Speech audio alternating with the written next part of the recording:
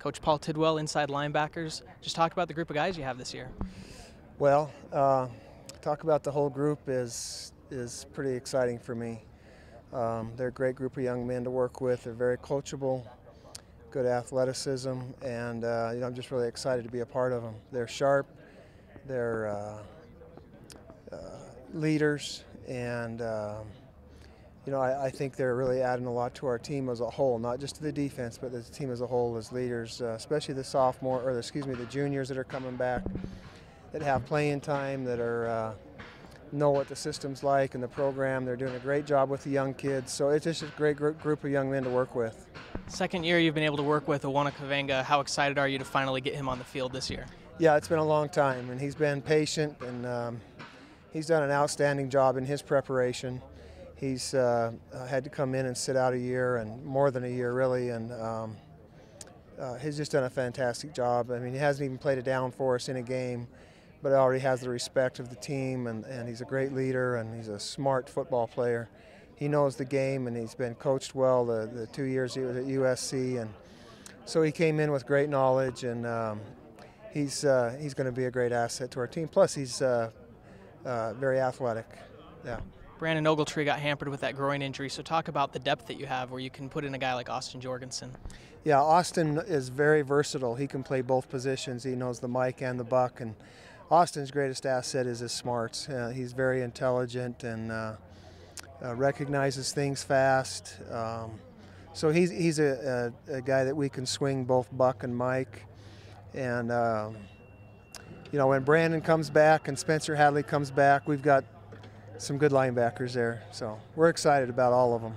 Talk about the difference between the inside and outside linebackers where you have a whole separate coach for each group. Well, we're a 3-4 defense, so the outside guys really are very distinct in their responsibilities. And even Coach Kaveinga has a big job, because the Sam outside linebacker, the strong side, is so much different than the weak side. So he's got to teach really two positions. But they're more of the Sam backer's more of a cover guy, and he's still got to be big enough to set the edge and take on tight ends. And then the outside will linebacker's more of a rush guy, so he's got to be very quick, and we need pass rush and pressure from him, as well as stout enough to play runs into the boundary. So they're edge players, and we're inside players, and we're gonna, our pass reads are different, our run reads are different, and we're off the line of scrimmage, 95% of the time. And so we're going to be, shedding blocks and taking on offensive guards and tackles. And so our responsibilities are quite a bit different. And why the names Mike and Buck, and how are they different for your position group? Man, who invented football? Maybe it goes that far back. I don't know. A guy named Mike and a guy named Buck, maybe. Yeah, exactly. Each school probably has different names for their different positions. Mike, I think, is a traditional inside linebacker name for pretty much every Division I school, and they're usually the strong side guy. Different defenses. A lot of times the will backer is our buck in a 4-3 scheme. And Sam, that's another name like Mike. It just seems like most everybody uses that. So being a 3-4, we put our will on the outside. Had to come up with a name for the buck, and we came up with Buck.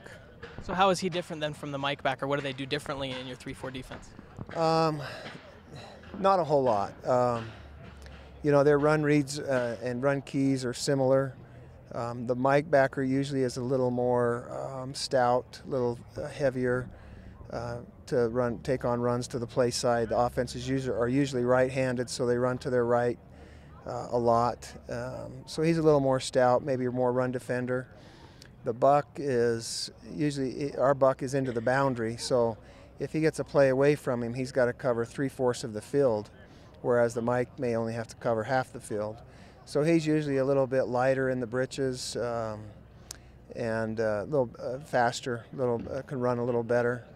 But both of them have to play pass defense. Both of them have to be pass rushers, and they both have to stop the run. So there's not a whole lot of difference, but a little bit. Coach Mendenhall himself was a linebacker, and he said to play that position, you have to be a little twisted in the head. So do you have the most mentally twisted guys on this team? I hope so. I hope so. And he's correct. You know, they got to be a little on edge.